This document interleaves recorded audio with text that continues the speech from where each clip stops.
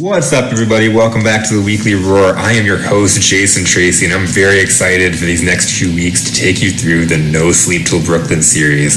So for the next 2 weeks, we're going to cover some very important topics. This week, we're going to go through goal setting, proper goal setting, powerful goal setting, starting with creating a vision, overcoming and planning to overcome obstacles, to set a game plan, and then execute. Next week, we're going to relate this all home with the same story, a personal story that happened to me in my life that is really a great example of what happens when you set goals the proper way, and then carry that over into the next week. And we're going to tackle how to drum up instant confidence when you need it, using the memories that you have and stuff that's in your personal inventory. So let's get this kicked off. The first most important thing, and I just said this formula here, and if you could read it in the background, the most important thing to do when you're setting a goal is to visualize. Sit down and visualize what it is that you want to achieve. What is the picture, the end goal? For example, if I'm planning a trip to go to Florida, I'm picturing it. I'm picturing where I'm going. I'm picturing my toes in the sand. I'm picturing the fun time. I'm picturing some of the excursions I'm going on. And then I start putting my game plan together. How am I going to get there? I book the flight. I book a hotel room. I think of the different obstacles that can stand in the way. And then I execute through that plan. And on my specified date, I arrive in Florida and enjoy my week of vacation. So very similar, that's how we game plan in life. You've got to visualize, you've got to understand what it is you're chasing before you can commit to any kind of game plan. Oftentimes we will throw down some numbers of what we think that we need to achieve and not really have a good picture of what that is that we're chasing or how to get there. And so we just have these very loose, sloppy goals and don't understand why we keep coming up short. So we're going to tie this together, all like I said, through a story, and it's all related to No Sleep Till Brooklyn. So let me take you through this. It all started, and I'll never forget the day.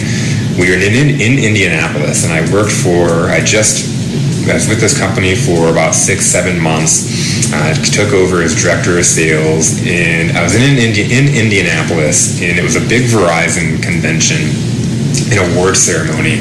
So they were awarding the top performers for the year, the top dealer agents. And I was sitting with my mentor and one of my former bosses that owned the company that I used to work for. And my mentor always pushed me. He pushed me to be a leader. And with his organization, I was able to take a store that was the worst store in the company, and we elevated that store up to the highest grossing store in Michigan, Indiana, and Kentucky, so within the region.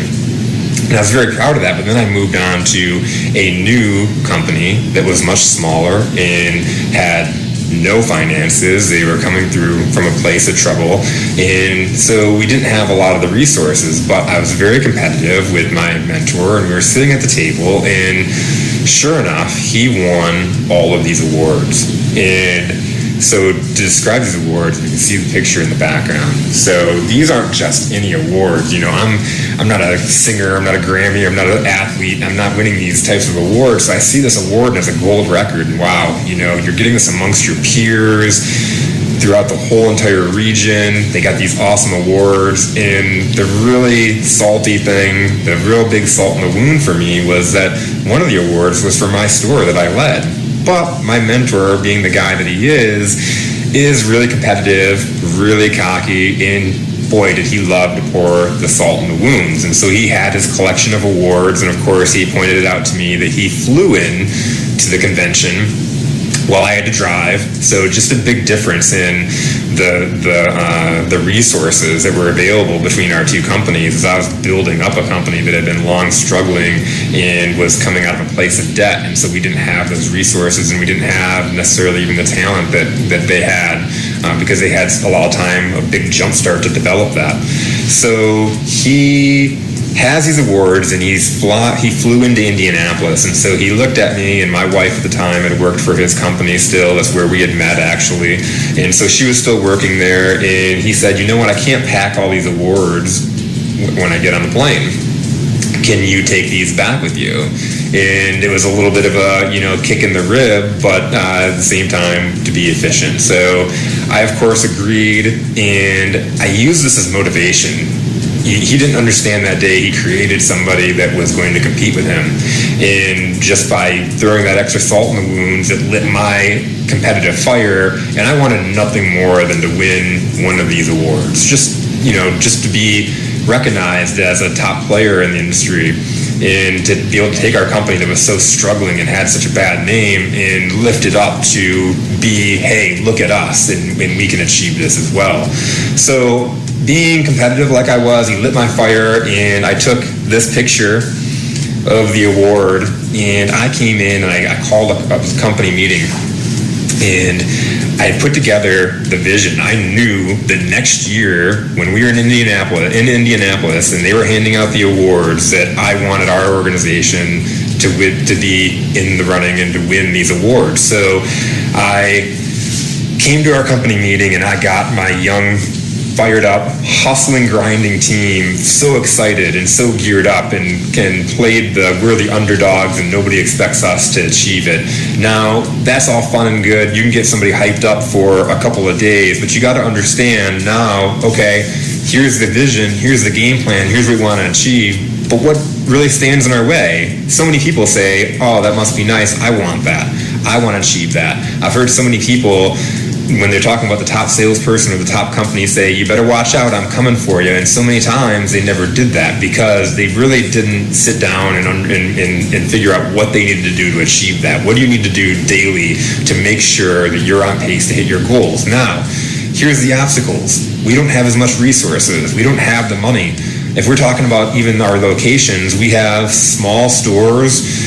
We don't have the look that they did. We didn't have the money to pump in to have. They had giant stores. They had, like I said, a jump on us where they had more resources. They had managers in place. So this time I didn't even have a leadership team because I'd only been there for a little bit of time. And we're coming from a place of struggling, so we didn't have a leadership infrastructure at the time in place. So there are so many obstacles standing in our way. It's almost David versus Goliath, and that was, to me, the biggest chip on my shoulder to say, all right, hey, these are our obstacles. What can we do to overcome it? And what are our advantages? Well, first off, we're smaller, so we're more fluid. We can change quicker. So if I can jump in and I can coach and I know the targets, so that's the other advantage. We knew what we had to do to win. We knew the targets, and it was being measured. And so it was something that I could run contests. I could coach our sales team around the metrics that we needed to hit in order to be the top contender.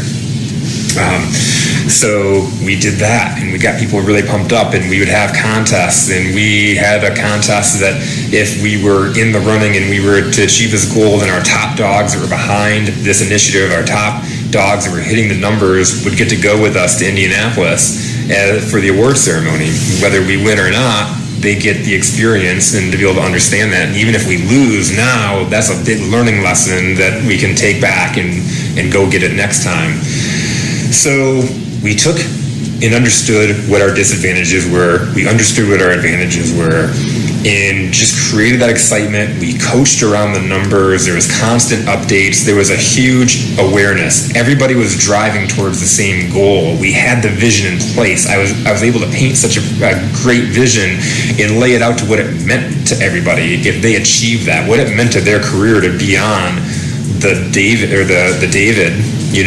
underdog, the people that weren't supposed to be there and win the championship, and to pull that off by their hustle, by their grinding, by their efforts, by creating great customer experiences and not leaving any opportunities on the table. So we had a real grinded out team, and so as the day got close, so again, let's back that train up. So we understood the obstacles, we understood what our advantages were, and we applied that. That's the most important thing. Now you got to execute. A lot of people will set their game plan, and maybe they even understand what the obstacles are, and then they stop there. Execute. So we had to execute this goal. We had to get the whole organization behind it. So fast forward, a year goes by, we worked hard, we were grinding it out, And I got to take several of my team members because we were so close to getting it, but we didn't know what the results were. So we go to Indianapolis and, we're confident. We just, even if we don't hit the numbers, we had a fantastic year because the vision got us there where we were all making good incomes. We were excited. We were building an organization. We were taking an organization that was in debt and building greatness within and starting to get noticed by the carrier and just getting all those achievements and getting the ball rolling. We had momentum on our side. So we show up in Indianapolis and the big award ceremony is taking place. And the first award winner is called, and it's my mentor, and he won the first award. And so I got that pit in my stomach, that maybe we weren't going to win. And then it was like magic to my ears. I heard the next winner has taken the last 3 awards, is clean sweeped and taken the last 3 awards, and that winner is, lo and behold, it was us. So there we are, the whole team in Indianapolis with our 3 gold record awards. We had achieved it. We set the vision. We understood what the obstacles were. We understood what our advantages were and how we could take advantage of our strengths and what we could do with those strengths. And we put that game plan into action. And as a result, we stood up on that stage as winners, and we achieved what we went after. So everybody can do this. Think about what you want. Vision it. Understand. Once you have that vision, you have a much clearer understanding of what it is you have to overcome. Set that game plan and then execute. All right, everybody. I will see you next week, because next week we will continue this story, and I'll let you understand